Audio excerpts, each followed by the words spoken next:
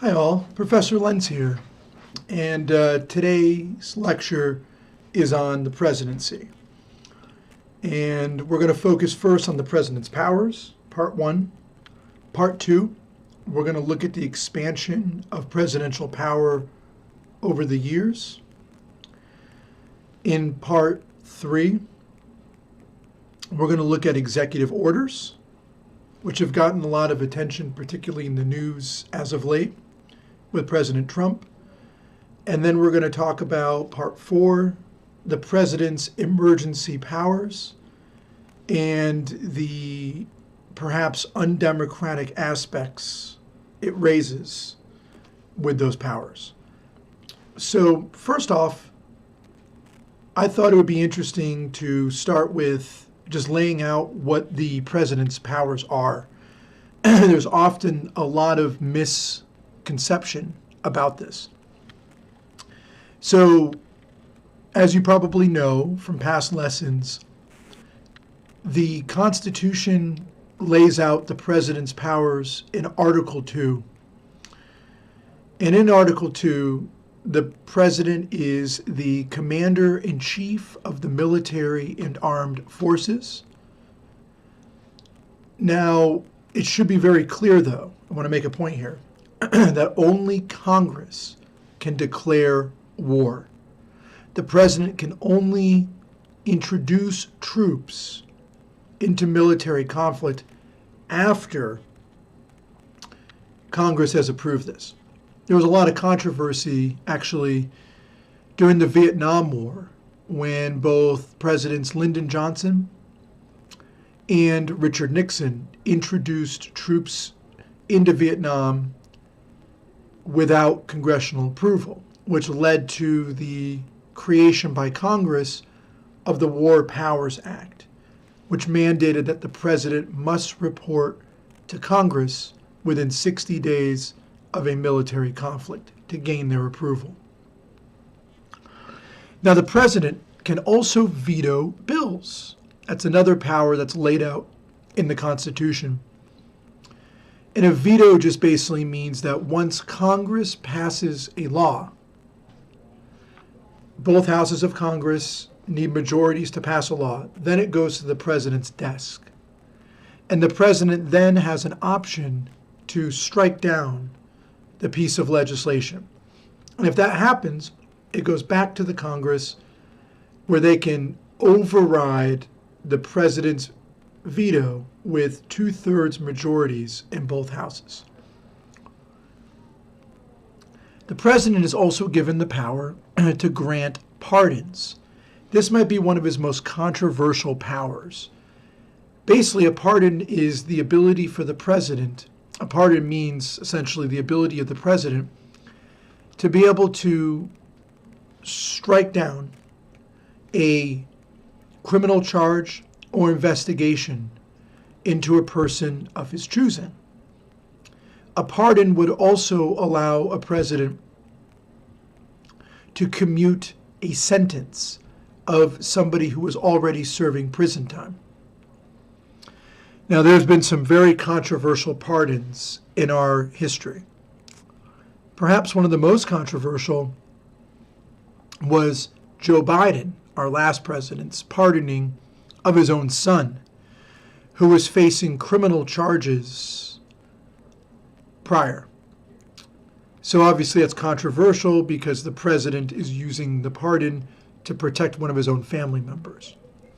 Another really controversial pardon from our history was when Richard Nixon resigned for his behavior in the Watergate scandal, which was illegal. And Gerald Ford, his vice president, used his pardon power to absolve Richard Nixon of any potential criminal investigations or charges for his very illegal conduct. And by the way, the illegal conduct was essentially spying, planting bugs in his opponent's political headquarters, which was in the Watergate Hotel in Washington, D.C. The The president is also granted the power to call congressional sessions once a year, called the State of the Union. It occurs once a year where the president convenes both houses of Congress on Capitol Hill, and he addresses the entire Senate and House of Representatives and updates them on the State of the Union. Now the State of the Union has become something of a celebration of the president's accomplishments and an opportunity for him to lay out what he hopes to accomplish legislatively in the upcoming year. Under Article 2 of the Constitution, the president is also given the power to appoint key cabinet members to major federal departments, the same departments that we looked at on the week on the American bureaucracy, like the Department of Homeland Security, the Department of Education, the Department of Human Health and Services, the Department of Labor, the Defense Department. You guys get where I'm going. So the president is given the power to appoint the heads, who are called secretaries, of each of those departments. And he is authorized to direct those federal departments to adopt particular policies in line with his agenda. So the president has substantial control in dictating the policies of the American bureaucracy. Finally, Article 2 of the Constitution grants the president the power to appoint federal judges to any of the federal courts, district courts, courts of appeals, and of course, the most prominent of all, the Supreme Court, which we're going to talk about in a week. So some have argued whether these powers constitute an overly expansive precedent in terms of power.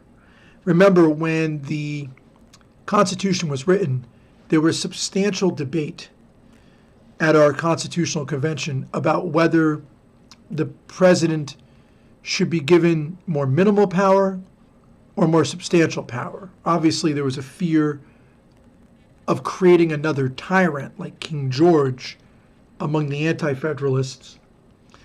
And the Federalists argued that we needed a strong president for example, crisis situations that may arise, like a war, or like we saw in 2020, a pandemic, or an economic crisis like we saw under FDR. So there's been substantial debate whether how much power is appropriate for the president to have. But one thing is for certain. There is a long history of the president's power expanding.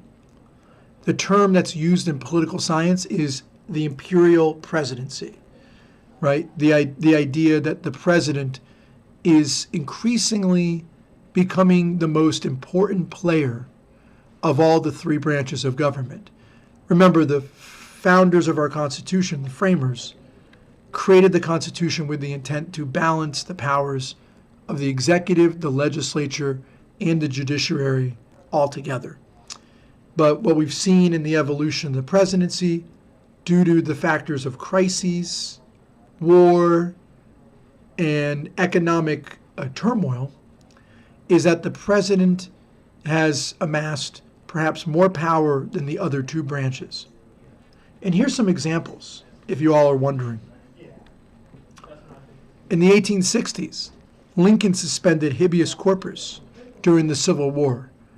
That is, that he made the unilateral decision to end certain American citizens' right to a trial, right to a jury, and right to challenge the charges that they're facing.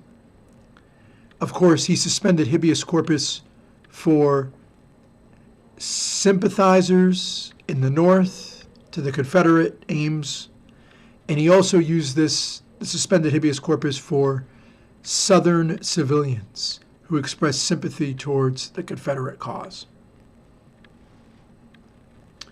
Another example of instances where presidents have perhaps gained too much power include FDR signing a record number of executive orders during the 1930s, and through those executive orders overriding acts of Congress. Remember, the only branch that's given authority to pass laws is Congress. Very controversially, Roosevelt signed an executive order creating Japanese internment camps during World War II. You probably remember this. That's where all Japanese Americans living on the West Coast and in Hawaii had their land stripped of them, and they were rounded up and placed into military barracks for the remainder of the war. And many of those citizens never even got their land back. LBJ in the 1960s escalated the Vietnam War without congressional approval. And he also carried out illegal surveillance of black radical protest groups like the Black Panthers. And he infamously surveilled or spied on Dr. Martin Luther King Jr. Richard Nixon was the central character in the Watergate scandal, which was clearly a presidential abuse of power.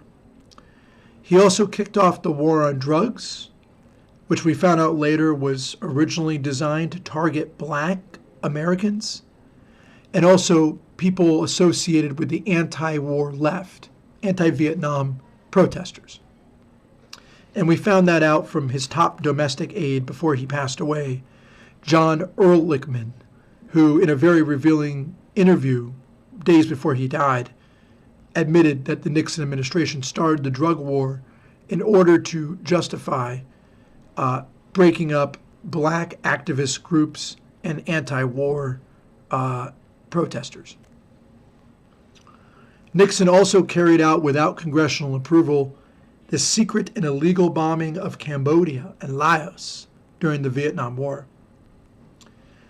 Ronald Reagan signed a secret order in the 1980s authorizing the CIA, without the American public having any idea of this, to arm and train Osama bin Laden, who of course became the mastermind of the 9/11 attacks.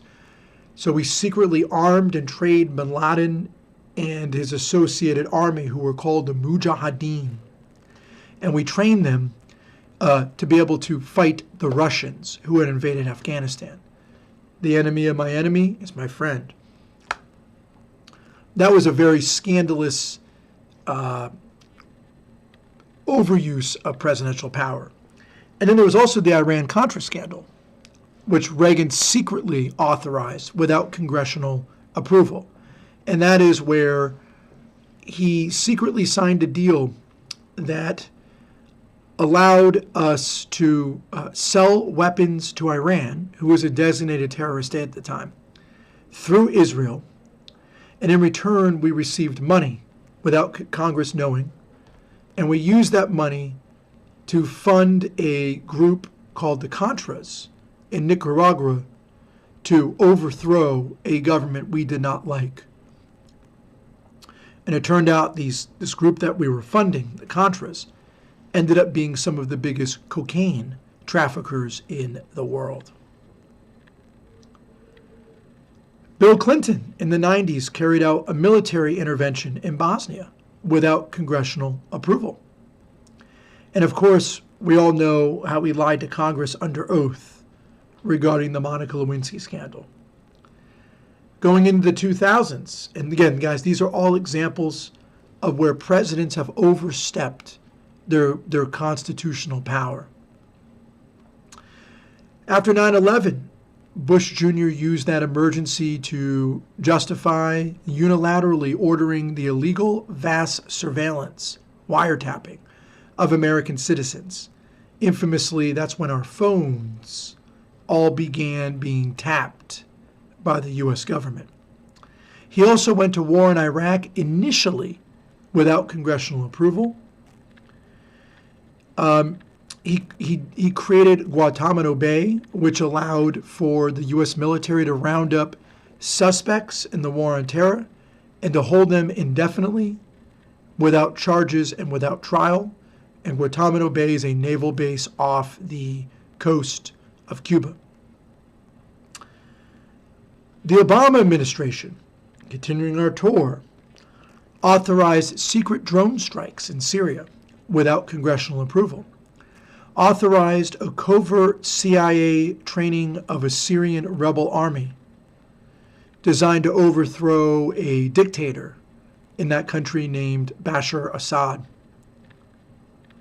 And he authorized, Obama did, the IRS to target political groups through the power of the audit who actively protested him.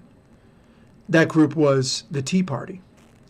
And he also organized a crackdown with Homeland Security to put an end to Occupy Wall Street, another protest movement during his administration that was speaking out and organizing against the perceived collusion between big banks and the U.S. government. And under Trump's first administration, so continuing our tour, under Trump's first administration, he attempted to secure funding for his border wall with Mexico over the explicit objections of Congress. And he signed executive orders authorizing federal agents to round up protesters in Chicago and Portland, which is clearly a violation of the First Amendment. And the majority of those protesters were nonviolent, peaceful protesters. He banned credentialed media journalists he did not agree with from press conferences. And he used his executive authority to try and blackmail a foreign leader, which was Volodymyr Zelensky in Ukraine, into opening a criminal investigation of his political opponent at the time, Joe Biden. And of course, President Trump used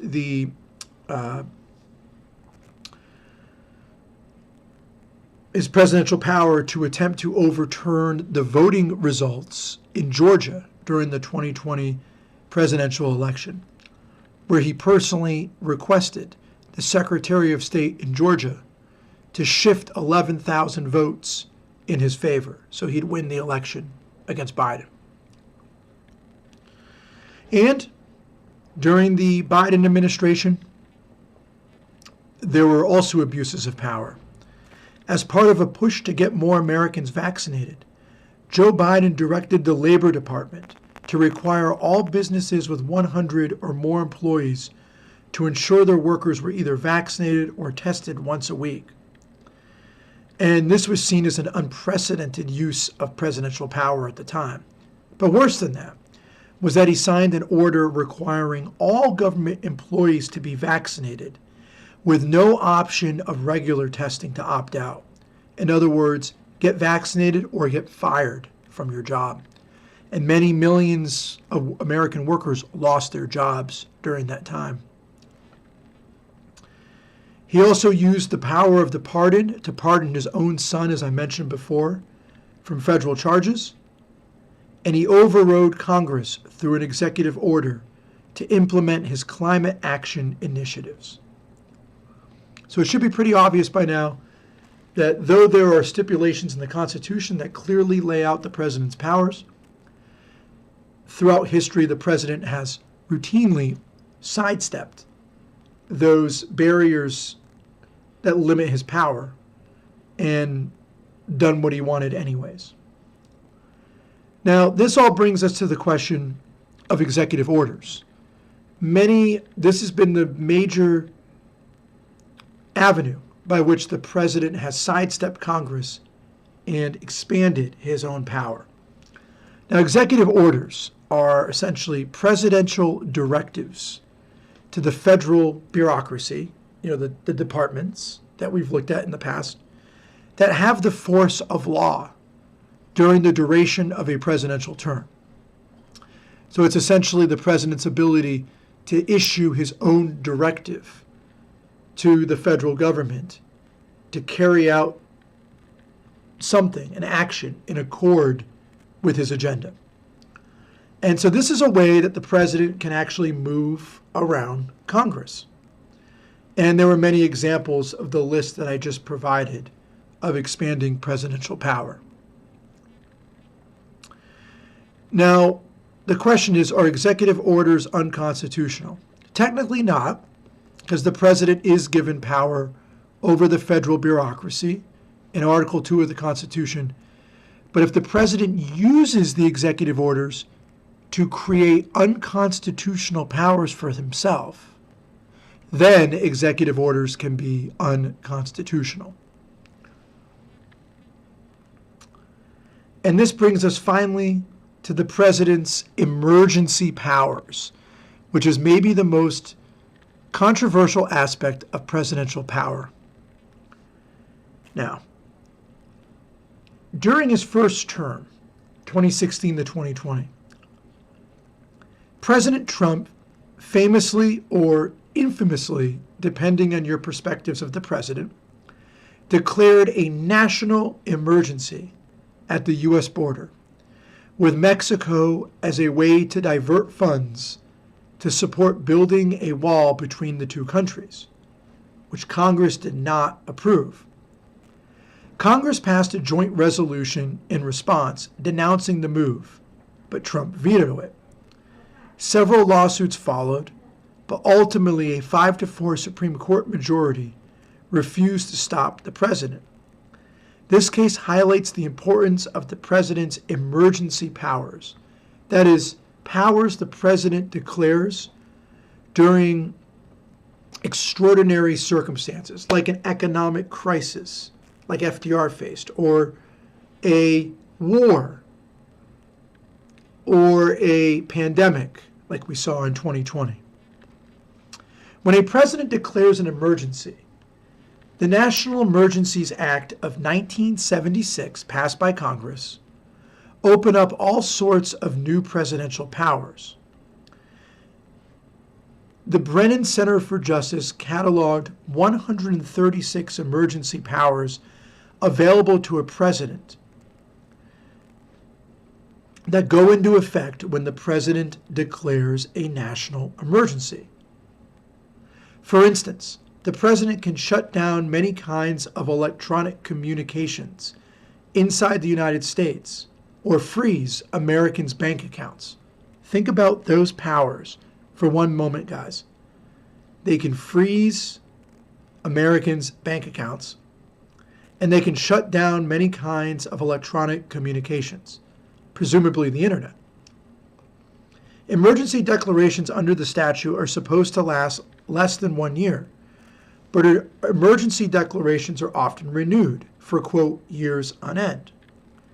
Even beyond the National Emergencies Act, other laws permit the president to take extraordinary action under specified conditions, such as war and domestic insurrections, massive protests, or riots, regardless of whether a national emergency has been declared. Presidents declare national emergencies with a disturbing frequency, dozens of times since this act was passed in 1976. And by the way, in the Constitution, there is nothing that says the president should have any of these powers that we just mentioned.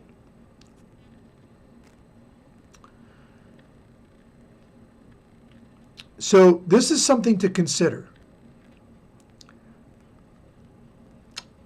If a president declares a national emergency for any reason he wants, should we allow the president to assume kingly powers under the guise of protecting the American public, whether it be from economic crisis or a pandemic or war or domestic insurrection? Should we allow the president to have these kinds of emergency powers? And that's the question I leave with you.